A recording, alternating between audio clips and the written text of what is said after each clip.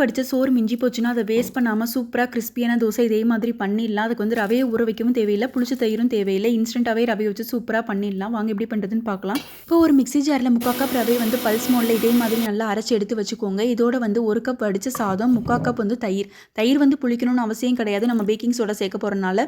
இதோட 3/4 கப் தண்ணி இதை போட்டுட்டு நல்லா வந்து தோசை மாவு பதத்தில் நல்லா அரைச்சி எடுத்து வச்சுக்கோங்க. இப்போ இதுக்கு தேவையான அளவு உப்பு, 1/4 டீஸ்பூன் வந்து பேக்கிங் சோடா இதெல்லாம் போட்டு நல்லா மிக்ஸ் பண்ணிவிட்டு தோசை மாவு பதத்தில் நல்லா கலந்துட்டு ஒரு 10 நிமிஷம் அதை டிஸ்டர்ப் பண்ணாமல் அப்படியே விட்டுருங்க. இந்த கேப்பில் வந்து நம்ம தோசை மேலே தூவுறதுக்கு வந்து ஒரு பொடி தயார் பண்ணிடலாம். அதுக்கு வந்து 3 வத்தல், 1 டேபிள் ஸ்பூன் வந்து கடலைப்பருப்பு, 1 டேபிள் ஸ்பூன் வந்து உளுந்தம்பருப்பு, 1 டேபிள் ஸ்பூன் வந்து அரிசி, 1/4 டீஸ்பூன் வந்து பெப்பர், கொஞ்சோண்டு கருவேப்பிலை, 1 டேபிள் ஸ்பூன் வந்து தேங்காய். இதை நல்லா வறுத்துட்டு பொடி பண்ணிட்டு இதுக்கு தேவையான அளவு உப்பு சேர்த்து நல்லா வந்து நைஸாக அரைச்சி தனியாக வச்சுக்கோங்க. கல் நல்லா காஞ்சதுக்கப்புறம் வெங்காயத்தை வச்சு நல்லா வந்து ஸ்ப்ரெட் பண்ணிவிட்டு நம்ம வந்து தோசை ரெடி பண்ணி வச்சுருக்கோம் இல்லையா, அந்த மாவுலேருந்து ஒரு கரண்டி எடுத்து ஊற்றிக்கோங்க. மேலே ஆயில் வந்து நல்லா ஸ்ப்ரெட் பண்ணிவிட்டு நம்ம ரெடி பண்ணி வச்சுருந்தோம் இல்லையா, அந்த பொடியிலேருந்து கொஞ்சோண்டு தூவிட்டு ஃப்ளேமில் வச்சு எடுத்திங்கன்னா தோசை வந்து சூப்பராக வந்து தயாராகிடும். இனிமேல் சாதம் மிஞ்சி போச்சுன்னா இதே மாதிரி ட்ரை பண்ணிவிட்டு எனக்கு எப்படி இருந்துச்சுன்னு சொல்லுங்கள். இன்னொரு வீடியோவில் பார்க்கலாம். அது வரைக்கும் பாய்.